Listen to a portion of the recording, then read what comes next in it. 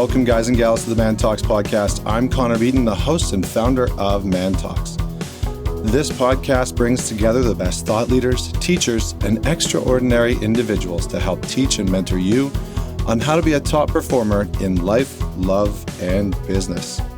Joining me today is a very special guest, and normally I say that I have a special guest, but today this person is very special to me personally, and you'll find out why a little bit further on. But first, let me introduce Vienna Pharaon. She is a licensed marriage and family therapist and the founder of Mindful Marriage and Family Therapy in New York City.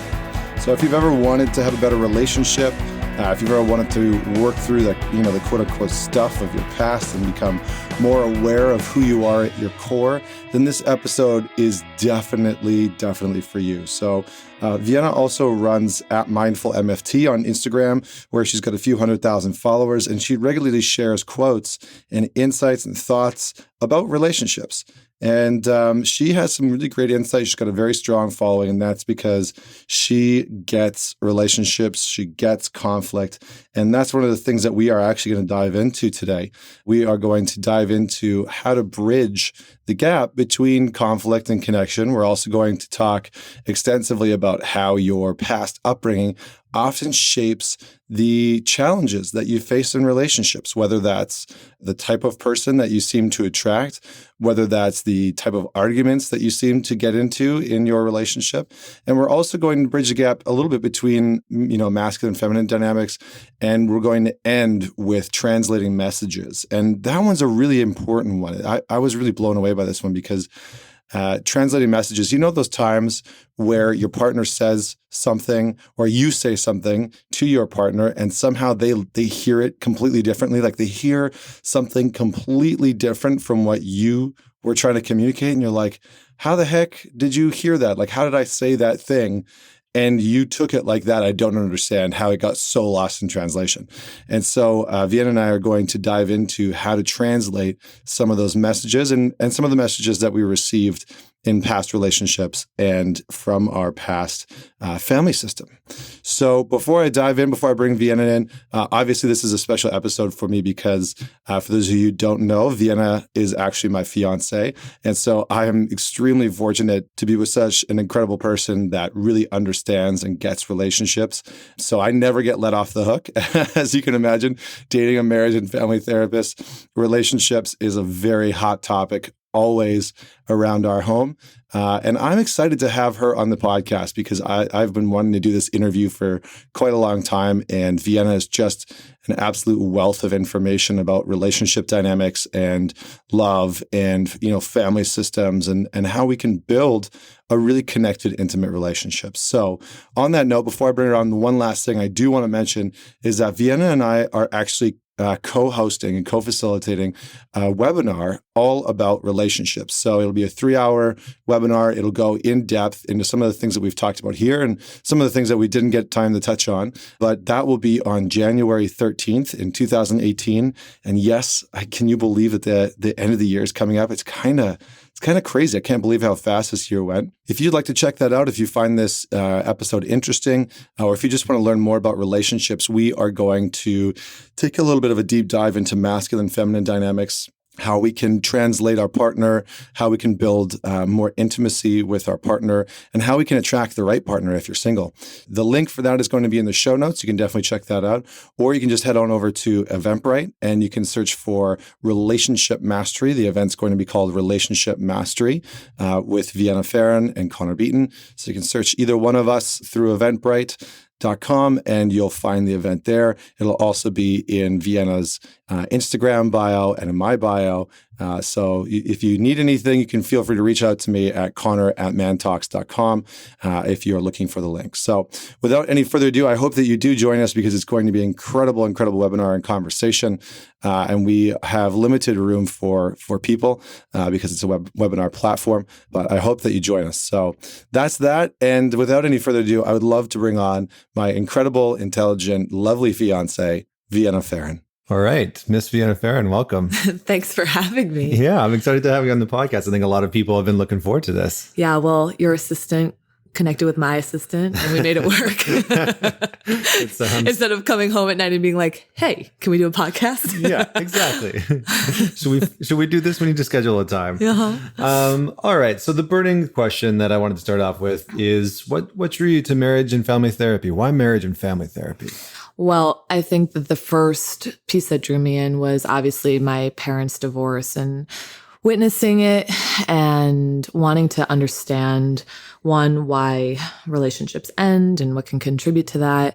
I think earlier on in my life, it was very much about making sure that I had the tools in place so that I wouldn't get divorced. I had the story that it was something that was terrible and incredibly painful.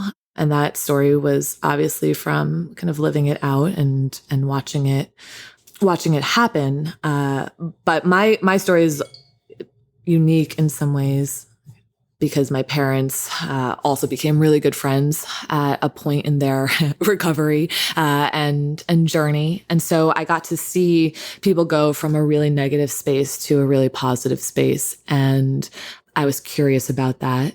But yeah, from my unevolved space, I was very much like, I need to figure out what I have to do to make sure that this won't happen to me. And then as I kind of got a little bit wiser, I think that the work is so fascinating to me in helping people kind of understand what they need to learn about themselves and their partners in order to kind of create and cultivate healthy, connective, intimate relationships with themselves and each other. Yeah, I mean, it's interesting because it sounds like a part of your life's work and your life's purpose has really come out of this space from not trauma in the childhood, but significant conflict in your childhood that created this curiosity. Do you find that that's, and this is not about relationships, but do you find that that's true for a lot of people that end up finding their sort of calling or purpose in life, that there's something in their childhood that piques their interest or creates this curiosity or burning desire? Because I seem to have seen that in quite a few people. I know for myself, like being on stage and being in front of people was always something that I loved doing even as a kid. And that's just translated through into my adult years. And I think because when I was a kid, it was like this piece that wasn't really accepted. Like I loved doing it, but I wasn't really allowed to do it. I had to stick to sports. Like I had to stick to hockey and volleyball and all that other kind of stuff. And so I never really got to explore that until I moved out of the house, and then I could kind of dive into it. But have you ever thought about that or seen that to be true for other people? Well, I guess people don't like being told that they can't do something, right? So like whether you are celebrated for something and so there's an easy pathway to that career path or kind of life choice, or there's a lot of resistance to it, I think both sides can really make a lot of sense. But I think you are talking about the latter, where there's conflict or constraints around something. And, you know, we get so much messaging around like what we shouldn't be doing, what we can't be doing.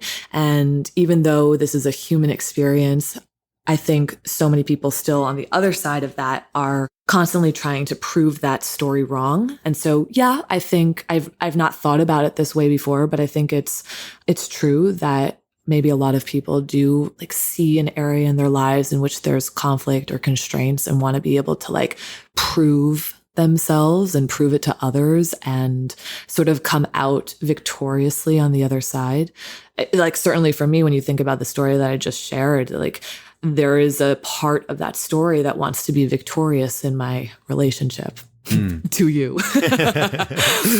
Yeah, that's fair. Yeah. I mean, it is interesting because you're talking about how, you know, you witness this divorce, you witness this breakup and sort of, you know, tearing apart of a family system. And that led to you being curious about how to prevent that within your own life. Right.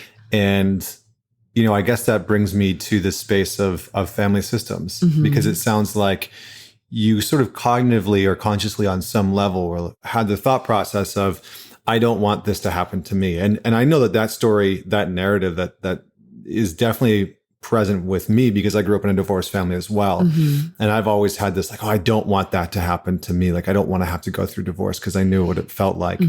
And so I'm curious as to how our family systems impact our present day relationships? If you can just sort of unpack that in a general way for our listeners. Yeah. Before I do, though, I want to touch on like the shift away from I don't want this to happen to me, which was my sort of unevolved narrative, to what do I need to do to create healthy, connective, intimate relationships. And so it became less, and I imagine for you too, in some ways, like it became less about this fear-based narrative and more about like what it is that I want to live and feel and be connected to, which to me feels like a much healthier way of living. And it's more about, I talk about like the victory being in the process as opposed to the victory being in the outcome. Now, obviously, like people are not thrilled about divorce, but divorce happens and we're not intending to get into relationships with that as the outcome. But if we want to preserve the relationship, then we ought to be really connected to the process and putting into the relationship what it needs to flourish and succeed and thrive, instead of just holding the story of like, this can't happen to me and I'm not going to be okay if it does. Yeah. I mean, I think that's a really great point, because I think I see a lot of people who grow up in these environments that are maybe hostile or abusive or very dysfunctional. And that drive to, or specifically with one parent, they see a father who's overly angry and abusive or completely disconnected, or a mother who's controlling and manipulative. And the internal narrative that gets created out of that is, I will never be like that person, right, or I will never have that relationship. And so it's almost like this negative or unhealthy drive to avoid something, sure, which inevitably comes up. Like I think that that's so interesting, because my drive, that sort of internal narrative of I'll never fall into the trap that my parents fell into, because my father left my mom sort of like out of the blue for another woman, because he was, unfaithful in the relationship. I had that drive of like, I will never do that. And it was so strong that, of course, I ended up doing exactly what I didn't want to do, sure, and who I didn't want to become.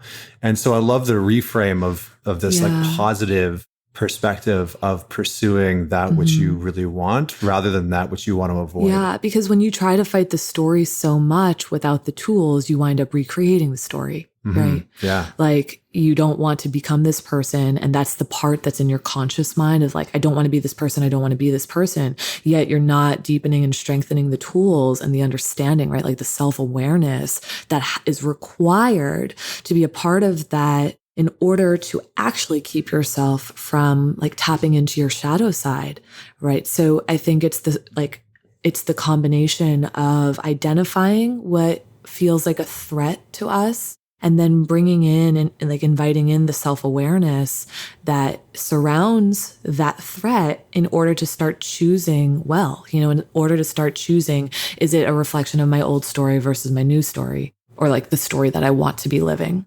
But I know that I digressed there, and your question was about how family systems play into this. And I think we were probably just touching on it, that like a lot of the work that I do, I mean, really all of the work that I do as a marriage and family therapist is understanding the systems that we're a part of. And when I say systems, I just think like every relationship is a system. Every dynamic is a system. Our first system is, of course, the family in which we grew up. And that can be blood, that can be neighbors. It can be anybody who was a primary player in our lives.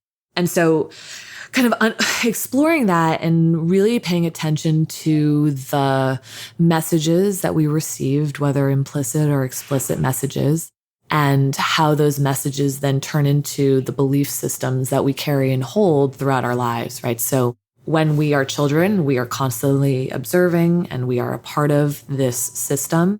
And so we're picking up on like, this is how we do things. And this is what, whether it's around gender, whether it's around communication, whether it's around love, tradition, religion, sex and intimacy, the list goes on, but we're constantly given messages that we pick up on and then store that turn into our belief systems and the way that we sort of expect people to be, relationships to be, communication to look like, kind of et cetera, et cetera.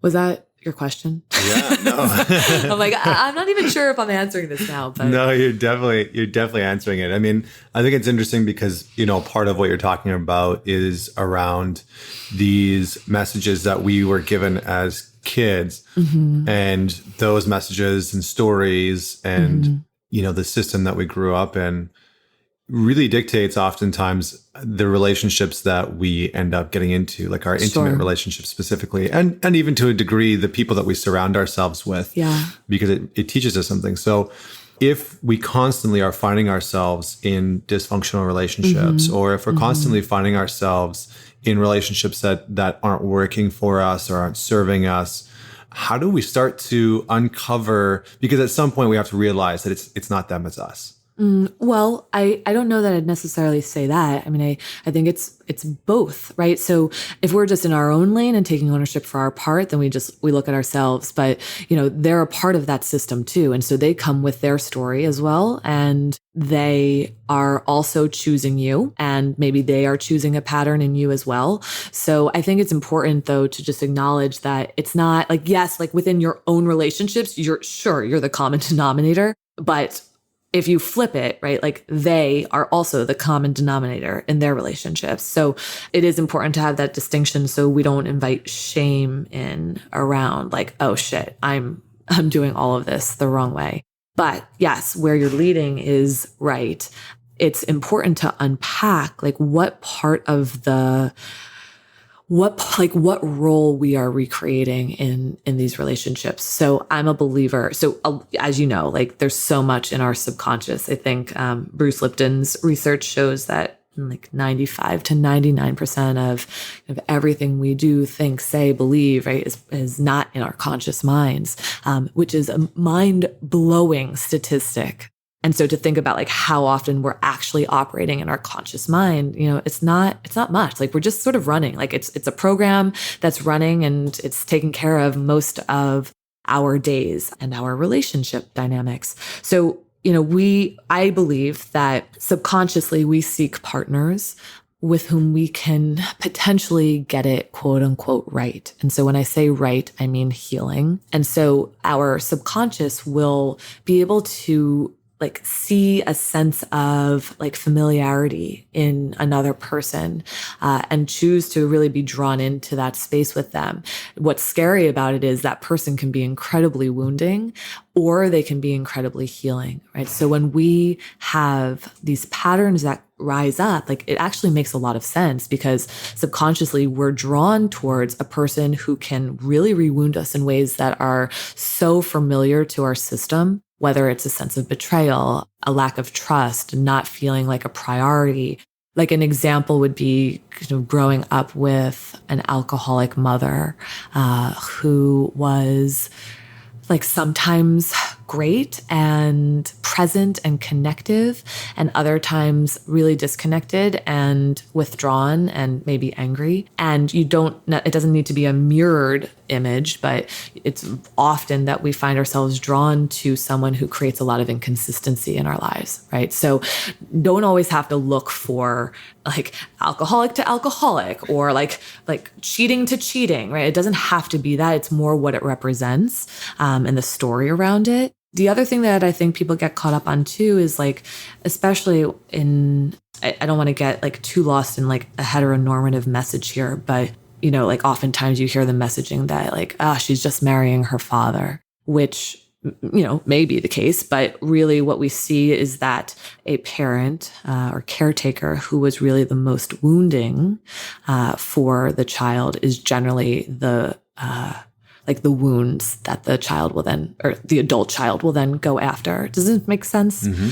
So we are confronted, every time we are really like partner selecting, like we're not consciously partner selecting most of the time, right? Like there's so much that's happening under the hood that is choosing a person for us. And so if we don't unpack our story, our wounding, where our hurt and pain are, where we have trauma and sadness and whatever it is that we carry around with us, then that will tend to take over and sort of run our lives and our relationships for us. So it's so important to be able to understand our hurt and acknowledge it and label it and connect to it and be able to share it with like a trusted individual, right? Someone who's earned the right to be able to hear that story and really bring it forward so that we know, okay, like this person, every relationship is a risk, right? Like every single one is a risk. We don't have a guarantee or a certainty at all, but we have a much better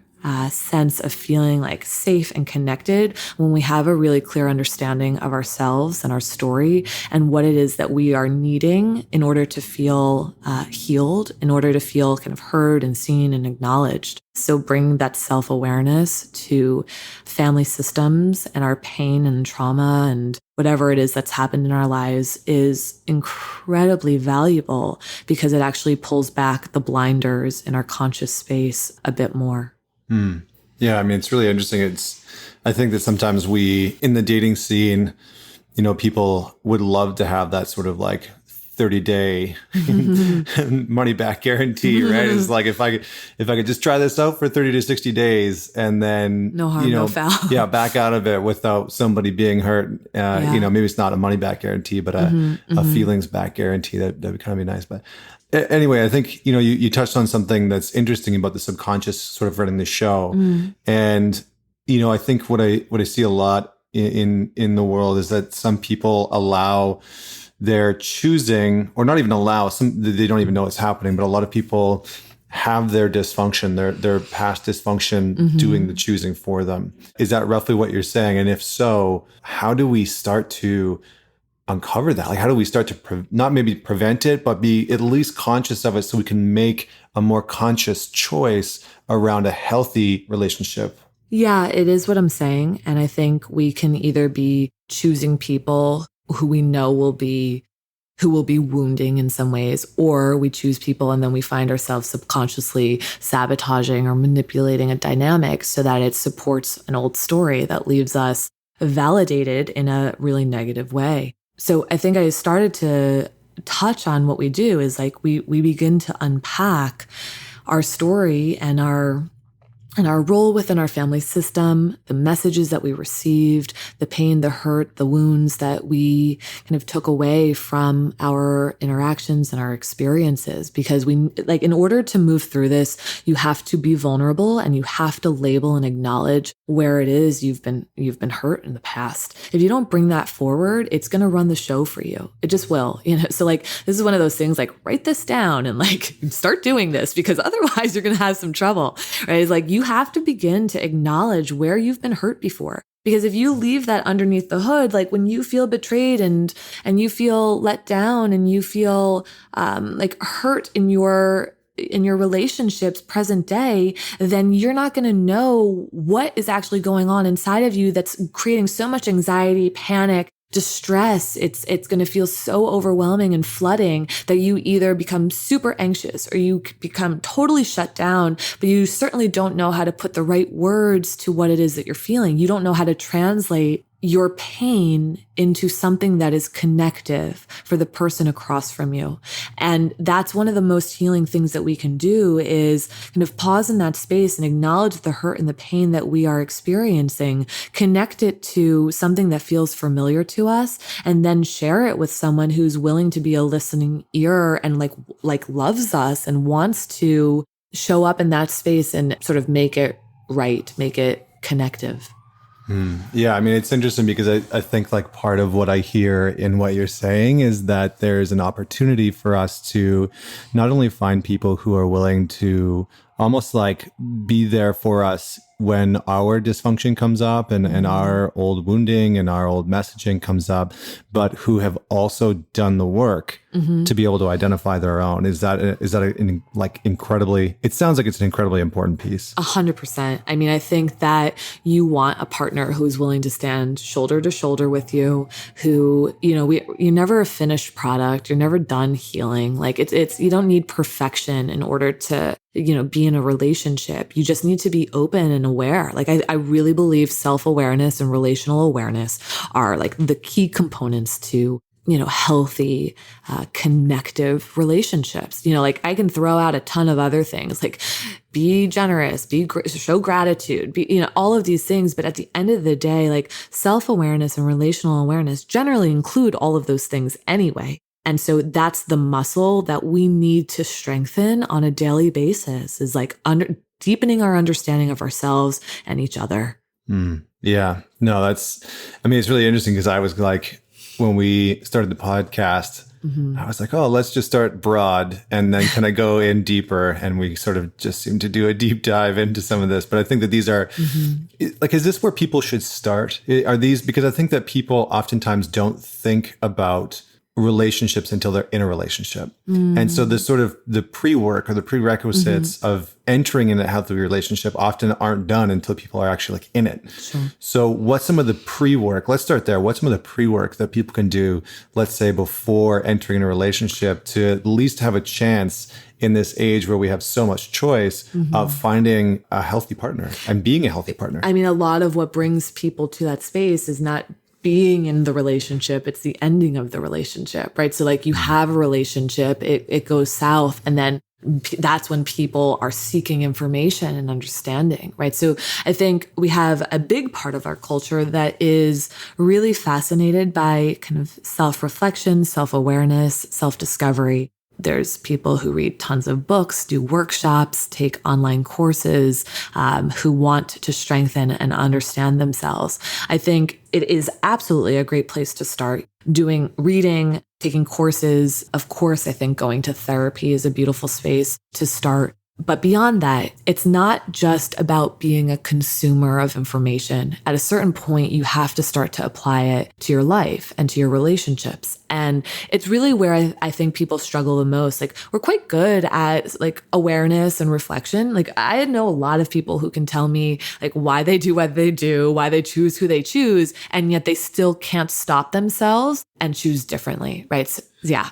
I mean, it's almost kind of like some people, and I've seen this before, where people will be able to identify the dysfunction in the relationship, almost know what they need to do. Right. So how do we bridge the gap between the conscious knowing and the actual implementation to take action towards that? Yeah. I mean, my favorite word is pause, honestly.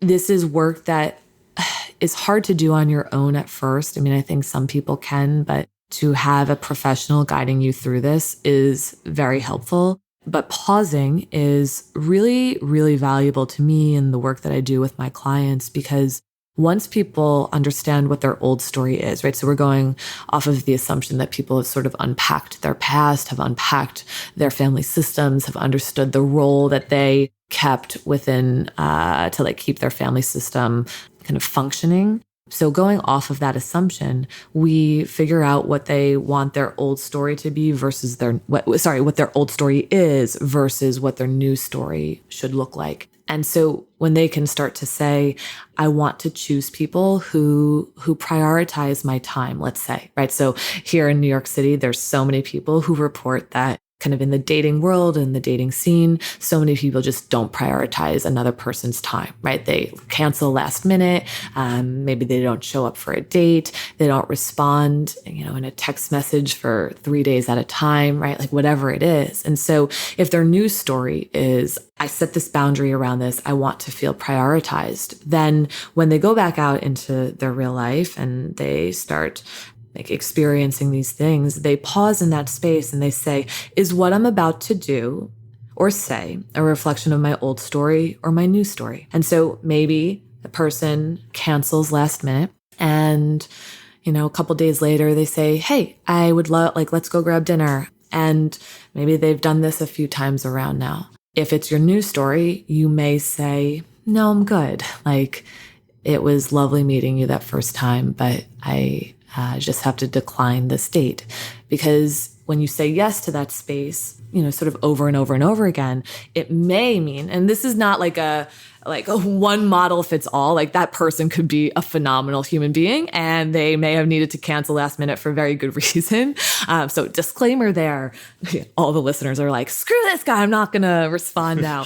My point is just when I have that boundary, how do I listen to what I'm feeling and my intuition? And if I say no, is that actually honoring your new story, or is saying yes honoring your new story? And really getting used to that space of checking yourself, pausing, and filling that gap with something that does reflect the healthy, connective life and relationship that you're trying to live. Yeah, awesome. I love that. And I think, you just said the B word, and I want to talk about that, boundaries. Boundaries. You were It's like, what's the B word? Yeah, you're like, what? Wait, what did I just say? Boundaries and agreements seem to be two huge things within healthy, functional relationships. Sure. And I guess where I want to start is, do you feel like men and women experience different challenges in creating healthy boundaries? That's a good question. Do I think men and women experience different challenges in creating? Yeah, absolutely. So I think because generally speaking, we have different messages that are internalized, that those messages impact the boundaries that we set. So a woman might set a boundary with herself around like, do not be too needy, right? Because that's been a message that we've been given for ages. And so setting that boundary around having a need, right? So I take real serious issue with emotional needs being seen as neediness, right? So like neediness is not the same as having a need.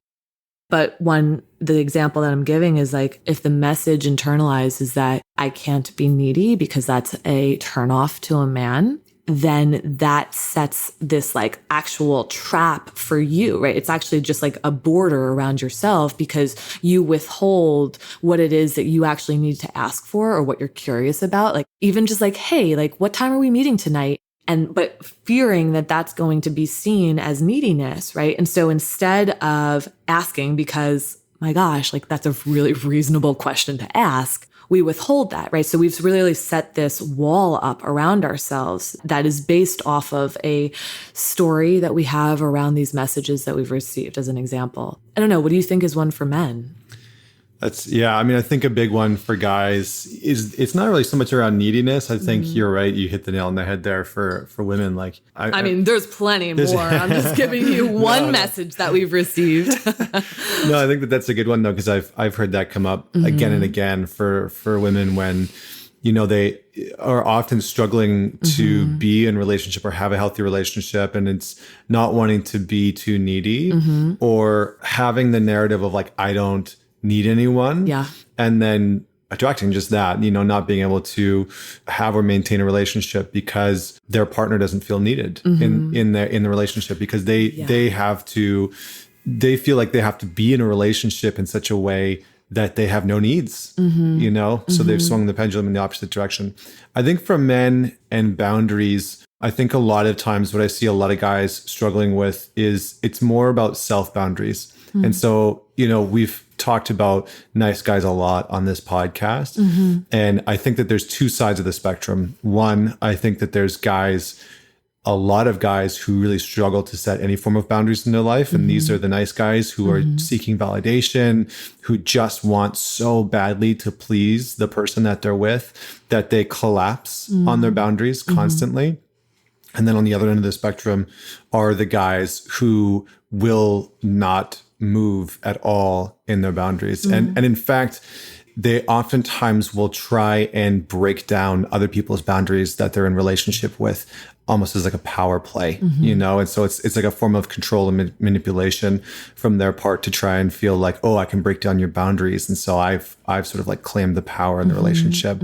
But in terms of like messaging or messages that some men have experienced or received, I think the big one, especially for the nice guys, is the boundary of just being able to say what they need, very specifically and very clearly, because they've been taught from a very young age that they need to please the people around them.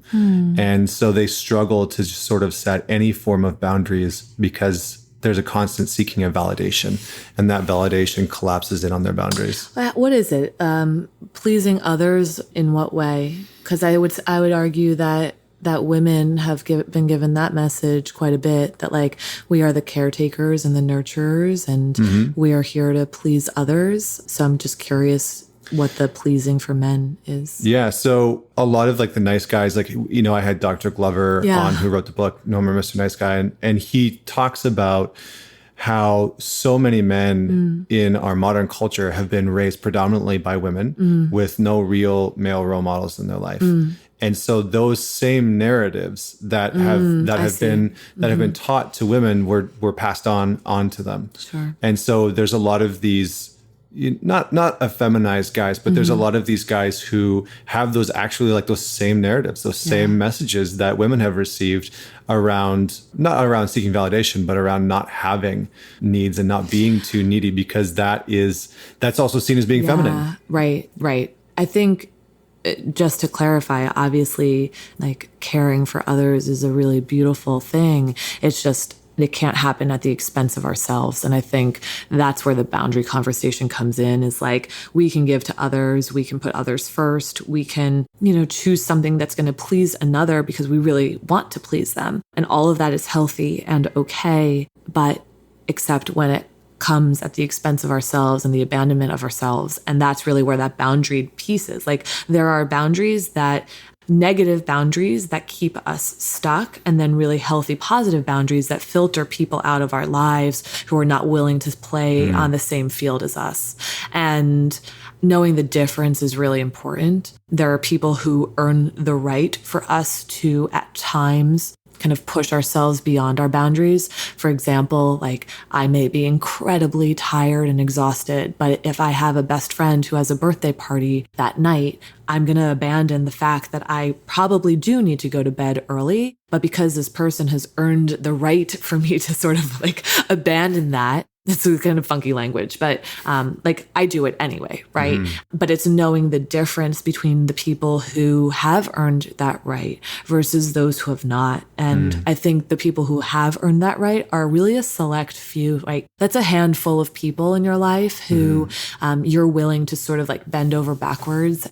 And I don't mean this in the sense of like, you don't give to like so rigid. Like, I hope people aren't hearing this as this like very rigid and structured space.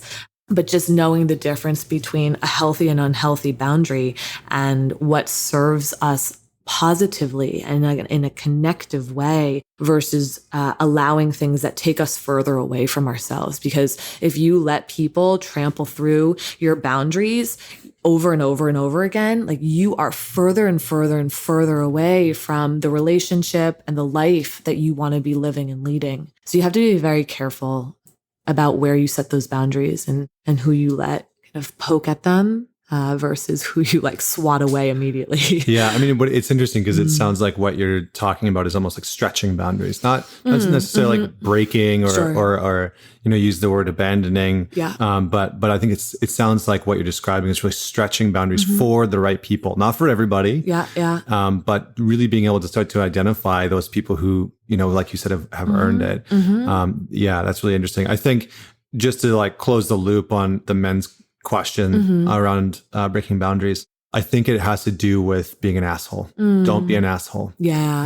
We hear that message a lot. And if I could just summarize what I was trying to say before, it's like, don't be an asshole. That's our big one. And so as soon as that starts to come up, I think we sort of feel this like pressure to collapse in on our boundaries. But because men don't want to disappoint and they don't know how to put words to it, sometimes they become the asshole. Totally. Yeah. Yeah. Yeah, absolutely. So let's move into being in relationship. Now we took a little bit of a deep dive into the sort of like prerequisites and precursors to dating and relationships. Let's talk about actual relationships. Let's talk a little bit around, I mean, before we dive in to the deep end of the pool, I would love to get your professional opinion around online dating and how technology is impacting the way that people really get into a relationship, because that's so different from, having to go approach somebody. So how is that impacting, or how have you seen that impacting people getting into relationship? And how is that impacting people's ability to stay in a relationship? Because it seems like more than ever before, it's so easy to be unfaithful in a relationship. And there's so much like temptation that's out there when you can just download an app and start meeting people. Yeah. I mean, I think that the online world is an example of the both and. there are both really beautiful relationships that can come from an online source. And it can also be something that totally desensitizes us from like the experience of meeting people and deepening relationships with them. I think that so I will put that aside, that I know many people who have found their partners through an online dating site. And so it works, it's worked for many people. Yeah, I think it's like 30%, 30% Is it that high? Yeah. Wow, that's incredible. Yeah, meet online now. Yeah, I mean, that's a great number, and it shows the value that it can hold, right? Is that, these are people that we may not have ever met otherwise in our lives. And it's not just online dating sites, it can be through social media too, where people meet from afar. And so you have all of these opportunities and really now the ability to maintain some type of connection with a person who's so far away. I mean, that was us, right? For a long time. And so there's so much value to it. I think the topic though, of course, is what are the kind of bad negative parts of this? And I think that where it can go wrong is that it really does desensitize the experience. When you know that you have an endless supply of people kind of at the swipe of your fingertips, and what I hear many people say is that they just believe that there's someone better if I just swipe a little bit further. And that's a really, really, really bad story to start accepting into your life. There's very little space now where you meet someone and then you take the time to get to know them and build a curiosity around who they are, because generally a lot of times in that space is where feelings deepen and strengthen. Now it's if you don't look a certain way, I'm swiping past you, or if you don't say something witty, I'm swiping past you. So there's a few things that stand out, right? What you look like, and then sort of the language that you use in your mini little bio. I don't know how many, right, it's summarize yourself in 140 characters. Yeah, how many characters? It's a Twitter. Base you off of that. But people obsess over, what do I put here? How do I make sure that I sound intellectual, but I'm also witty and I'm sexy and there's I'm people that right. get paid to help build other people's profiles. Yeah, I believe that. I'm sure that is a career, anybody without a job, you now have. Yeah, there you go. You can go help people build their Tinder profile. Yeah. But I think it's also what I remember reading in Esther's book, how now you can actually be at home with your partner and cheating on the same sofa as them, right? You can be on your device swiping through while your partner is laying on you while you're watching television. Cheating and infidelity has shifted in so many ways. You don't actually need to leave your apartment to be having an affair. And so, there's a lot of lanes that we can go through with this, the ability to cheat by using sites, or the way that dating has shifted by using this. But I think where we go wrong is kind of flooding ourselves with dates and not dating with intention. Taking 7 dates a week, it's too much. And I don't say that to shame anybody who's doing it. It's just, you can never actually be fully connected and present with another person when you know that the next day there's someone else and the next day there's someone else. Absolutely go out and date, but don't flood yourself in that space, because if you're not present, you won't ever be connected. Sometimes people go on 3 dates in one night. You're never present with anybody. Right? I got to end this first date so I can get to the next one. Maybe you're present with the last, but I would imagine probably not. So there's a lack of presence, a lack of desire to actually connect, because we have this story that there's another person, so many other people. I don't actually have to take the time to get to know you, because I'll just go home and I'll swipe some more, and more, connections will pop up, so it really works against, for some people, it works against pausing in that space and taking it seriously and getting to know a person on a deeper level and seeing them again. I mean, the ghosting epidemic is I will get fired up about that. We just forget that people are human on the other side of these devices. It's there's just this digital, it's a photo. You forget that people have feelings, that if you don't return a text ever. You just go on a date, you tell that person that you had a great time, that you can't wait to see them, and then you never respond to them again. It's a lack of human decency, period. Like there's no other way around it. And it's not right. You don't have to like everyone. Not everyone is for you. You're not for everyone. That's totally fine. But sending a message that allows another person to feel respected on a human level, that's a pretty good thing to lean into. So I think we have so many areas in the dating world, where the online dating world, where there's an opportunity to not be your best self.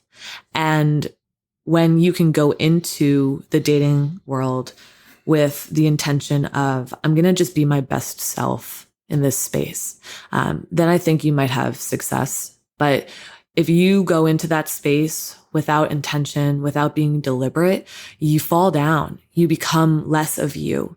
You are distracted. You're distracted. You're not present. You're not connected. You don't care enough. You are looking for the next one. Maybe you go to the bathroom and you start swiping. I mean, this is what is happening, right? And so if you are dating in the online world, I would recommend setting intentions for yourself. Why am I going on this date? You don't have to be looking for like a significant other right off the bat. Like if you want to go because you want to have fun, great, have fun, but like set that intention and know what that looks like. Be respectful, have fun, but do it as your best self, right? Don't do it as your worst self. Don't be disrespectful to others. Don't forget that they are human and have feelings and should be treated that way. So that's my rant. Yeah, it's funny. You're like, don't get me started on. Don't get me started, but I'll start myself and like, keep going. I'm just going to keep going for you. Yeah. I mean, it is interesting because it just creates this sort of like frenzy from a mental standpoint. Yeah. And yeah, I mean, I won't get into it because I want to dive into conflict in relationships. Okay. And just start to talk about, well, first let's talk about some of the foundational pieces of what makes a healthy, connected relationship, first and foremost. And then secondly, what are some of the common conflicts that you see within relationship? What are some of the common breakdowns that you see most couples struggling with? Okay. So first question, definitely back to self-awareness and relational awareness. But since you are moving towards conflict, I think that conflict is one of the greatest gateways to connectivity and intimacy.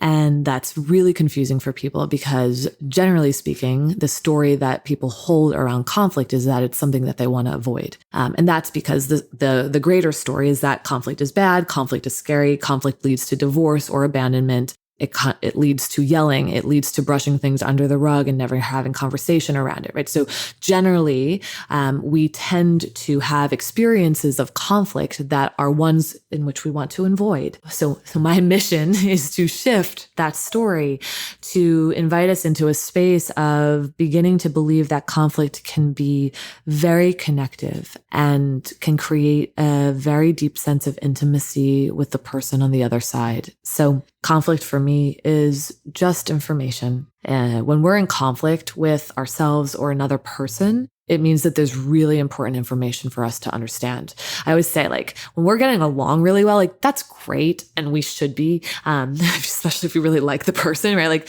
but getting along well, that's easy. Right? Like there's not a whole lot of information that you are gathering from that space. You're like, oh, we like the same things, or we enjoy this music, or these types of shows, or right? Like it's like, okay, like that's pretty simple. Conflict is where you can gain some of the deepest information about yourself and your partner, or a friend or a family member, that you might ever gather. And so I like to see conflict as not just important, but really necessary in relationships. Do you have a follow-up question? Yes, absolutely.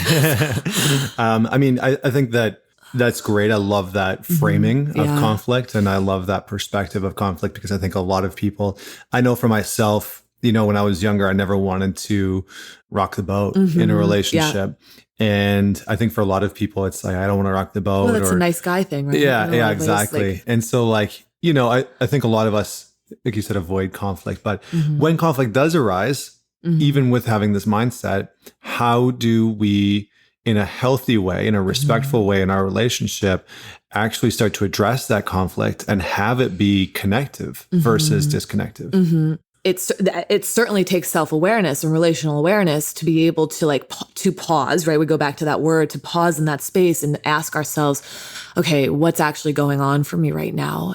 I am reacting with whatever, anger or aggression or something, or closed offness. Maybe we shut down. This is how I am reacting, but what am I actually feeling, right? Because before we are angry or before we're closed off, we're hurt in some way.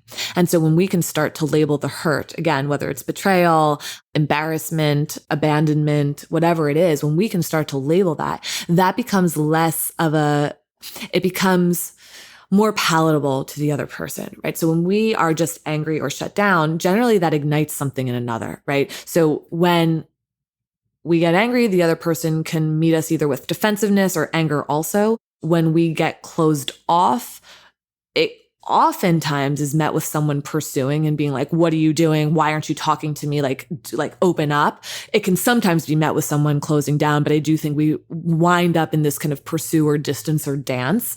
And so when we close those parts up, regardless of whatever lane we take, conflict turns into something negative and it supports that old story. Now, if we're supporting a new story of okay, well, I don't actually know if I believe this, but I listened to this Man Talks podcast and someone said that conflict can be connective. I'm going to go along with that story and give it a shot. If that's the new story, I would love for that to be your new story. Then you might say, okay, hold on. What am I feeling right now? What's the actual feeling and the impact that whatever this situation is had on me, and let me label it. And then let me bring it forward to my partner and say, okay, I'm feeling really overwhelmed and this is really scary for me to do.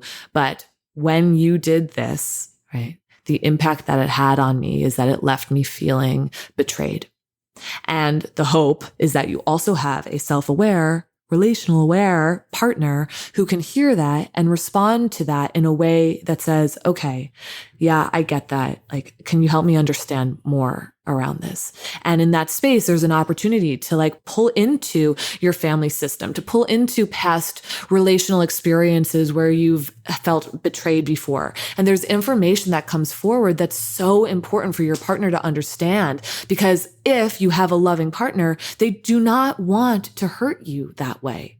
That's the last thing they want to do. They do not want to feel like a failure. I think men feel this way often. And so when we open this conflict up into a learning opportunity to gather more information about the story that our partner has lived out, has actually experienced in their lives, you then create compassion and understanding for the other person, who then is able to take that compassion and understanding and fuel the part of them that wants to love you in a way that is safe and secure. Does it make sense? Mm-hmm. Yeah, absolutely. I mean, it's interesting because, you mentioned the pause before, right? And I think it's Viktor Frankl. I can't remember what the exact quote is, but somewhere between stimulus and response. There's a space, and then that space is the choice to to your freedom or something like that. Yeah. But I really like this idea because, and I like how you framed it, because I think in a lot of ways it is challenging when there is conflict, because what I've noticed for a lot of people, for a lot of couples, and, just through friends and men that I've worked with, and even in my past, when conflict arises, the defensiveness and the attack sort of modus operandum that will come up is often to launch into, you did this and it made me feel this way. And it sounds like the pause that you're talking about creates the space for you to choose something different. So rather than saying, you said this and it made me feel this way, giving you all the power, there's almost this pause to choose your response in that space. You're not coming from a space of defensiveness or on the attack, but you're able to say, you said this and this is what I experienced, and to actually choose your next steps properly. Yeah. In Relationships 101, we talked about situation XYZ. In situation X, when you did Y, I felt Z. And it's a good framework and a good takeaway to just think about that. Okay, in this situation, when you did that, this is how I felt. It is not intrusive for the other person. It doesn't put them on the defensive. Generally speaking, if we're working with a very defensive person, that may not be the case, but we try to do things in a way that's not going to set the other person off in a way that keeps them from connecting with us. So being able to connect to how we're feeling is so important. What I'm guilty of and what you challenged in me was how would you feel if I did da da da da da? And you're like, I don't care just tell me how you feel. Like, let's not play this game. Like, oh, right. Okay. Yeah, this is how I feel. And so that was my form of avoidance. And I think for many of us, when we are confronted with conflict, we try to find a way to avoid it. And we do that by getting angry or nasty or mean, which is funny or ironic, because it fuels conflict more. But we do that to avoid actually having to tell someone why we're hurt, right? So like conflict is generally met with avoidance because we are trying to protect ourselves from being vulnerable and having to share how it is we're hurt, right? Now, there's nothing worse than having conflict and then having vulnerability rejected, right? So oftentimes the avoidance is a protective form of not having to have our vulnerability exposed. And it doesn't matter. You have to do it anyway if you're going to turn conflict into connection. But people, please know that you can't do this with everyone. Not everyone is safe enough. Like, this is not something to do if you're in an abusive relationship. There are people who are extreme manipulators and narcissists. And, when you are working with someone like that, this is not the work to do with them, because that is where your vulnerability gets trampled all over. So I just wanted to put that asterisk in there. Yeah, no, I think that's an important asterisk. And I'm curious how you see, we've talked about boundaries and which are extremely important in relationship. And now we've talked about conflict a little bit. How does anger play into creating healthy boundaries, and how does anger play into conflict? Because I think that one of the things that oftentimes I see people struggle with in relationship is in a healthy way, in a functional way, expressing their anger. I think that a lot of women are shut down from anger because of stereotypes around what it means to be. Don't be hysterical. Yeah, don't you're so crazy. Yeah, exactly. You're crazy or a bitch. Like those things come up. Be ladylike. Right. On. Yeah. And then for men, that's like it's the emotion that you're allowed to have. That's the emotion that's like associated with masculinity, and so that gets expressed, right? Yeah. So how do we? I guess I want to say use anger is almost like a bridge, or can it be a bridge? Totally. I mean, I think that that's the same thing as what I was saying before, is like conflict is information. Anger is information. I just did a episode with Vice on this. And that's what I said, is like, anger is information. Before we are angry, we are hurt. Doesn't matter that you go from 0 to 100 so quickly in the snap of a finger, right? Like, before you are angry, you are hurt. And so when you can respect the pause again, right, you can translate anger into an experience of an impact that something has had on you. And when you can translate that, then you can communicate that to someone else in a way that it is more easily received. Now, I'm a big believer that it's not just about pausing and like calming oneself down and like, translating your anger into this emotional space. Like, sometimes we need to rage a little bit, and there is a need for a physical release to happen. And so I think it's an intersection of both being able to translate anger into your hurt, and also releasing your anger in a physical expression, not towards another person, but by going boxing, by walking on the beach and like screaming into the waves. And like, there's many things that we can do that really release this energy that's like built up in our bodies that needs to be moved out, because otherwise, physiologically speaking, right, we're just going to have so much stress and emotion holding us captive. And so releasing that is super powerful, both emotionally and physically. Yeah. I think that's why things like Kundalini yoga and I mean, Taryn Toomey's the classes, or even boxing, or you see, you see the guys at the gym that are like weightlifting. They're like, "Rah!" Like a lot of that is just this physical expression of letting out, some frustration and anger. But see, that's the issue though for women though, is that like there is more acceptance for a man to be releasing that way at a gym than it is for a woman to be. And it's finding the spaces. And I think our society is really trying to do this, but it's finding those spaces. Like when you go to a boxing class, you know, it's totally normal. When you go to the class, Taryn's the class, it's totally normal, right? So how do, like, because I'm sure that all the guys that are listening to this right now are like, okay, that's cool, that's great. How do I create the space, or almost like create the, not permission, but create the space for my partner to express that anger in a healthy way? And like, is that something that they can do or support or? Yeah, I mean, I think I'm a big believer that we're sort of responsible for our own lanes. So I do think obviously we can take help from our partners and others. You know, the invitation for men to kind of help their partners, it's maybe through I guess the first thing that came to mind was more like, do you want to like just go into the bedroom and scream into a pillow together?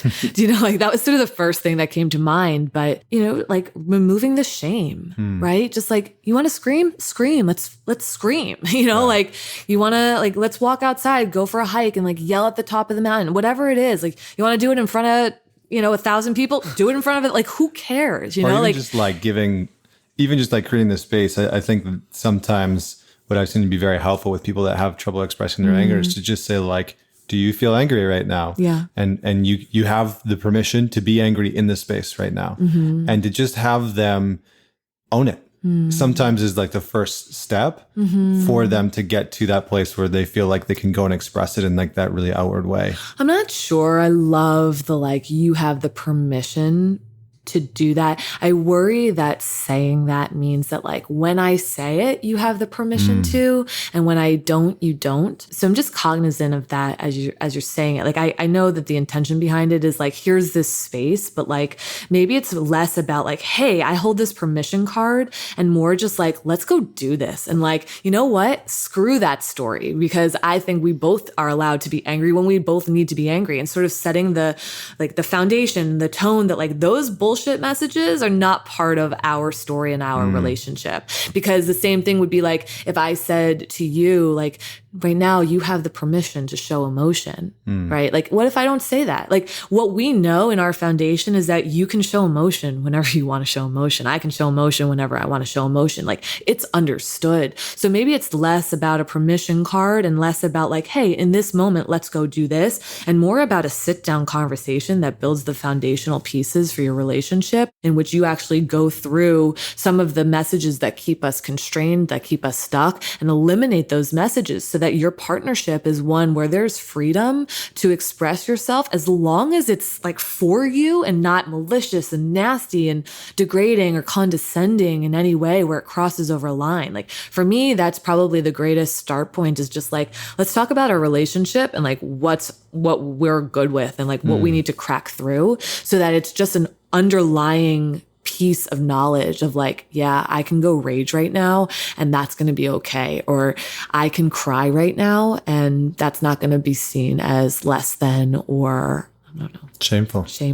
Yeah. I mean, it sounds like relational leadership in a lot of ways, like taking leadership within the relationship and I almost like identifying what's needed in that moment. I think the last piece, because we need to start wrapping up here, I think the last piece that I really wanted to talk about, and I'm sure that this is a bigger conversation, like, you know, I'm sure I'll have you back on to talk about like infidelity, for example, and some of those pieces. But I did want to touch on, you've talked about translating messages before. Yeah. And I hear you bring this up quite often in the work that you've done and in, you know, some of the interviews that you've done. And can you unpack translating messages, how that shows up in relationship? Sure. And then we'll dive into it a little bit. Yeah. So one of the things that often comes up in my sessions or interviews is when people are complaining and criticizing another, you know, their partner, or they're frustrated about something, like what's actually happening there and how do we translate that? And so a little bit about what I was saying around conflict and anger is also similar to what I'm going to say around criticism and complaints, is that behind criticisms and frustrations that we verbalize or don't verbalize, but behind them are generally emotional needs that are going unmet. And so part of the work is, again, unpacking that and having people translate their frustrations into what it is they actually need and want from the other person. So when we stay in the criticism, frustration space, it's a really good way to not get needs met. Like, it is probably like the quickest and easiest repellent of all time. You want something, criticize another, you won't get it. So when we can shift that to, hey, I vulnerably share with you that this is an emotional need or a need that I have that didn't get met, and that's something that I want you to prioritize, is a much different story than like, why are you leaving the top of the toothpaste off again? And that content is so dumb. And yet people fight about it all the time. And I imagine that many people have heard, like, it's not about the lid, it's not about the top. It's not about the wet towel on the bed. I know there's people right now who are like, no, literally, it's about the towel, the wet towel on the bed. I just don't want wet sheets. Like, can that just be a thing? Which it can be a thing. And oftentimes it's also that we don't feel heard, for example. And maybe we grew up in a system in which we were maybe the youngest child who sort of got overlooked and their voice wasn't honored at the dinner table. Or maybe we had a sibling who had special needs. And so our parents spent more energy and time caretaking that sibling. And so we sort of met our own needs and didn't really ask for much, but always felt like there wasn't room to be heard, right? I'm just giving a couple of examples. There can be so many different reasons and stories that we tell ourselves in that space. But my invitation is for people to think about what need is being missed when you are complaining or criticizing or frustrated about something, and try to move that into a space of revealing what need is missed and how you'd like that to be different. This stuff takes work though. Like, this isn't like, hey, let me listen to a podcast and like all of a sudden I go out and I do all of this. Like, this really does take work, and it takes moving things into your conscious mind. It takes the self-awareness, the relational awareness to understand why it is we shut down in this way, why it is that we close off, why we react the ways that we do. But once we start to move that into our conscious mind, again, we have this opportunity for great connection and deep intimacy, because if there's anything you take away behind all of this is information that is both valuable to you and your partner. That's awesome. It's really good. Well, I think we'll probably wrap it up there. Okay. And the last piece that I just would love for you to touch on is so we're not wrapping it up there. Well, no. This will be brief. Okay. I think it's interesting because the more time that I spend in New York, the more that I see that, therapy is sort of like a culture here. And a lot of people go to therapy here. Yeah. And I haven't seen that in a lot of other cities, but it seems to be that a lot of people here are very committed to working on themselves. They're very open to, saying that there's an issue. It's for some people, not everybody for sure. Yeah. But why is that? And why do you think that therapy, maybe not why is that, but why do you think that going to therapy is beneficial? Well, so I agree with you that a lot of people do go to therapy here, and it's more freely spoken about than I think probably a lot of other places. Are they just more messed up? Is that? No, I think across the board, everybody has their own stuff to deal with. I think, well, one thing that I'll throw out, I think there's many reasons, but one, therapy is a luxury, right? So we also live in a city where people can afford this luxury. One, so I'll get that out of the way. Two, I think we are full of a city of very highly intellectual and driven people, and I believe that in order to be, generally speaking, in order to be greatly successful, it really requires self and relational awareness. And so because it is a city full of go-getters and really creative people, inspirational humans, very smart individuals. These people want their full kind of like game plan to be at its peak. And it can't be at its peak if you don't have self and relational awareness. It just can't be. If you are not in a space of understanding and picking up on people and knowing how to interact with people and how to communicate with them, those relationships and that work is going to struggle. So it doesn't mean that everybody is like self and relationally aware who is successful. I imagine that there are plenty of people who have found ways to make a lot of money here without having those steps in place. But if I had to take a stab at least like one thing, why people are so open to it, that is one.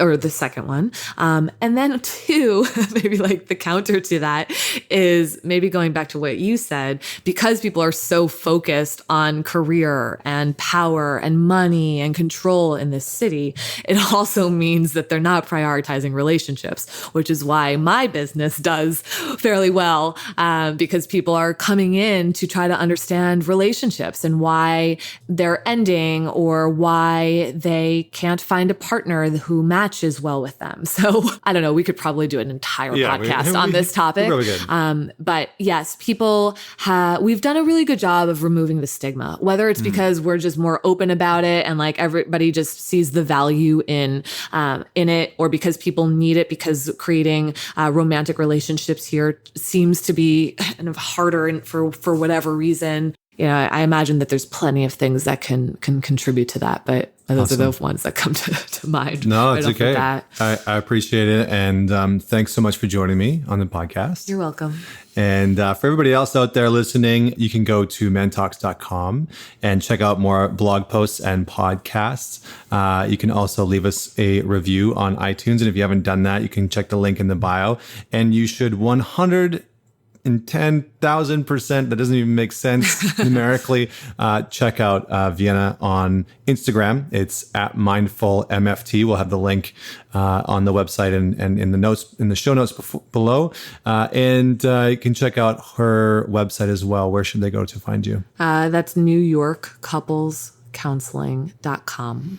But you should definitely follow her on Instagram because it's a pretty awesome profile. So that's my one little plug. MFT as in marriage family therapy. People are always like NFT. What, mindful MFT, marriage family therapy. It's not a personality type. Right. Awesome. Well, until next week, this is Connor Beaton signing off. Join me next week for another inspiring conversation with another inspiring individual.